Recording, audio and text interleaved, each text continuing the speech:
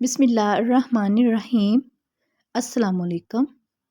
سیرت النبی صلی اللہ علیہ وآلہ وسلم، قسط نمبر 12، عنوان نستورہ کی ملاقات۔ حضور اکرم صلی اللہ علیہ وآلہ وسلم نے اس عہد یعنی حلف الفضول کو بہت پسند فرمایا۔ آپ فرماتے تھے، میں اس عہد نامے میں شریک تھا۔ یہ عہد نامہ بنو جدان کے مکان میں ہوا تھا۔ اگر کوئی مجھ سے کہے کہ اس عہد نامے سے دستبردار ہو جائیں اور اس کے بدلے میں 100 اونٹ لے لیں تو میں نہیں لوں گا۔ اس عہد نامے کے نام پر اگر کوئی آج بھی مجھے آواز دے تو میں کہوں گا میں حاضر ہوں۔ آپ کے اس ارشاد کا مطلب یہ تھا کہ اگر آج بھی کوئی مظلوم یہ کہہ کر آواز دے، اے حلف الفضول والو، تو میں اس کی فریاد کو ضرور پہنچوں گا، کیونکہ اسلام تو آیا ہی اس لیے ہے کہ سچائی کا نام بلند کرے اور مظلوم کی مدد اور حمایت کرے۔ یہ حلف الفضول بعد میں بھی جاری رہا۔ مکہ میں آپ کی امانت اور دیانت کی وجہ سے آپ کو امین کہہ کر پکارا جانے لگا۔ آپ کا یہ لقب بہت مشہور ہو گیا تھا۔ لوگ آپ کو امین کے علاوہ اور کسی نام سے نہیں پکارتے تھے۔ انہی دنوں ابو طالب نے آپ سے کہا، اے بھتیجے، میں ایک بہت غریب آدمی ہوں اور قحط سالی کی وجہ سے اور زیادہ سخت حالات کا سامنا ہے۔ کافی عرصہ سے خشک سالی کا دور چل رہا ہے۔ کوئی ایسا ذریعہ نہیں کہ اپنا کام چلا سکیں اور نہ ہماری کوئی تجارت ہے۔ ایک تجارتی قافلہ شام جانے والا ہے، اس میں قریش کے لوگ شامل ہیں۔ قریش کی ایک خاتون ختیجہ بنت خویلد شام کی طرف اپنا تجارتی سامان بھیجا کرتی ہیں۔ جو شخص ان کا مال لے کر جاتا ہے وہ اپنی اجرت ان سے طے کر لیتا ہے۔ اب اگر تم ان کے پاس جاؤ اور ان کا مال لے جانے کی پیشکش کرو تو وہ ضرور اپنا مال تمہیں دے دیں گی، کیونکہ تمہاری امانت داری کی شہرت ان تک پہنچ چکی ہے۔ اگرچہ میں اس بات کو پسند نہیں کرتا کہ تم شام کے سفر پر جاؤ۔ یہودی تمہارے دشمن ہیں، لیکن حالات کی وجہ سے میں مجبور ہوں۔ اس کے علاوہ کوئی چارہ بھی تو نہیں۔ یہاں تک کہہ کر ابو طالب خاموش ہو گئے۔ تب آپ نے فرمایا، ممکن ہے وہ خاتون خود میرے پاس کسی کو بھیجیں۔ یہ بات آپ نے اس لیے کہی تھی کہ سیدہ ختیجہ رضی اللہ عنہا کو ایک بااعتماد آدمی کی ضرورت تھی، اور اس وقت مکہ میں آپ سے زیادہ شریف، پاک باز، امانت دار، سمجھدار اور قابل اعتماد آدمی کوئی نہیں تھا۔ ابو طالب اس وقت بہت پریشان تھے۔ آپ کی یہ بات سن کر انہوں نے کہا، اگر تم نہ گئے تو مجھے ڈر ہے وہ کسی اور سے معاملہ طے کر لیں گی۔ یہ کہہ کر ابو طالب اٹھ گئے۔ ادھر آپ کو یقین سا تھا کہ سیدہ ختیجہ رضی اللہ عنہا خود ان کی طرف کسی کو بھیجیں گی، اور ہوا بھی یہی۔ سیدہ ختیجہ رضی اللہ عنہا نے اللہ کے رسول صلی اللہ علیہ وآلہ وسلم کو بلا بھیجا، پھر آپ سے کہا، میں نے آپ کی سچائی، امانت داری اور نیک اخلاق کے بارے میں سنا ہے، اور اسی وجہ سے میں نے آپ کو بلوایا ہے۔ جو معاوضہ آپ کی قوم کے دوسرے آدمیوں کو دیتی ہوں، آپ کو ان سے 2 گنا دوں گی۔ آپ نے ان کی بات منظور فرما لی۔ پھر آپ اپنے چچا ابو طالب سے ملے، انہیں یہ بات بتائی۔ ابو طالب سن کر بولے، یہ روزی تمہارے لیے اللہ نے پیدا فرمائی ہے۔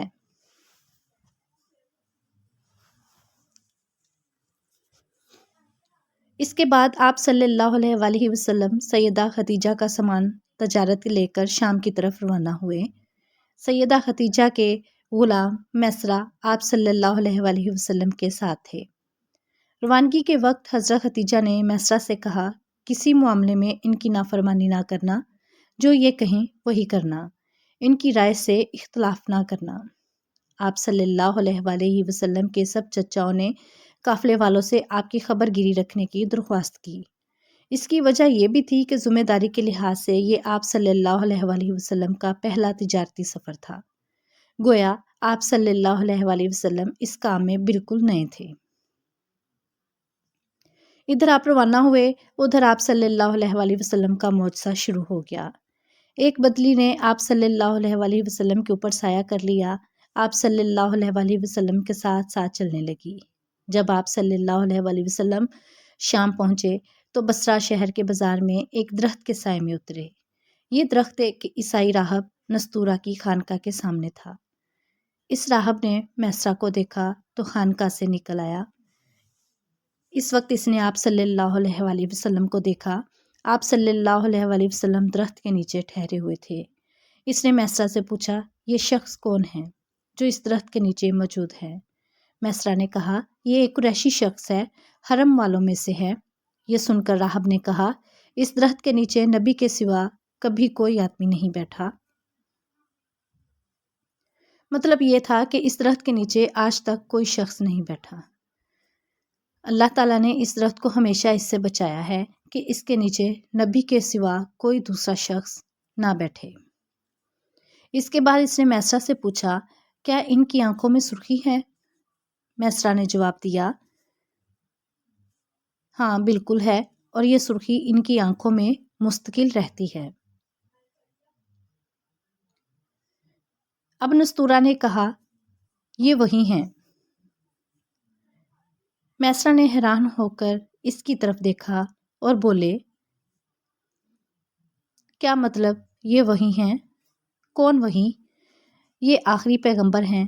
کاش میں وہ زمانہ پا سکتا جب انہیں ظہور کا حکم ملے گا، یعنی جب انہیں نبوت ملے گی۔ اس کے بعد وہ چپکے سے آپ صلی اللہ علیہ وآلہ وسلم کے پاس پہنچا۔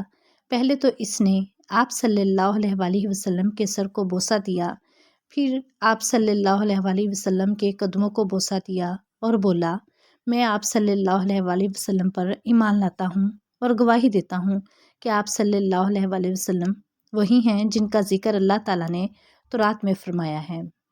اس کے بعد نستورہ نے کہا، اے محمد صلی اللہ علیہ وآلہ وسلم، میں نے آپ صلی اللہ علیہ وآلہ وسلم میں وہ تمام نشانیاں دیکھنی ہیں جو پرانی کتابوں میں ہیں۔ آپ صلی اللہ علیہ وآلہ وسلم کی نبوت کی علامتوں کے طور پر درج ہیں۔ صرف ایک نشانی باقی ہے، اس لیے آپ صلی اللہ علیہ وآلہ وسلم ذرا اپنے کندھے سے کپڑا ہٹائیں۔ آپ صلی اللہ علیہ وآلہ وسلم نے اپنا شانہ مبارک سے کپڑا ہٹا دیا۔ تب نستورہ نے وہاں مہر نبوت کو جگمگاتے دیکھا۔ وہ فوراً مہر نبوت کو چومنے کے لیے جھک گیا، پھر بولا، میں گواہی دیتا ہوں کہ اللہ تعالیٰ کے سوا کوئی عبادت کے لائق نہیں، اور میں گواہی دیتا ہوں کہ آپ صلی اللہ علیہ وآلہ وسلم اللہ تعالیٰ کے پیغمبر ہیں۔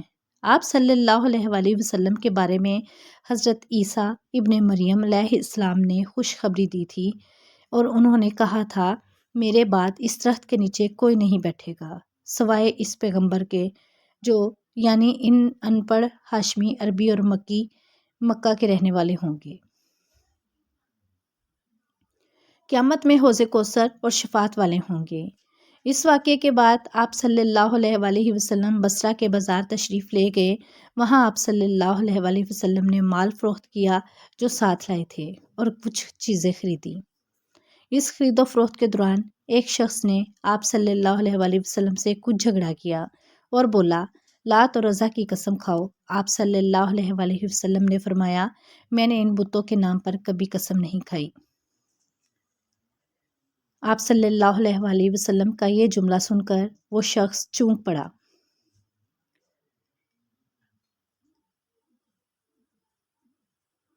سیرت النبی کی ابھی قسط جاری ہے۔ اگر آپ کو پسند آتی ہے تو کمنٹس باکس میں لکھیں، تو پھر لے کر حاضر خدمت ہوں گی۔ تب تک کے لیے چینل کو سبسکرائب کریں اور لائک کریں۔ اللہ حافظ۔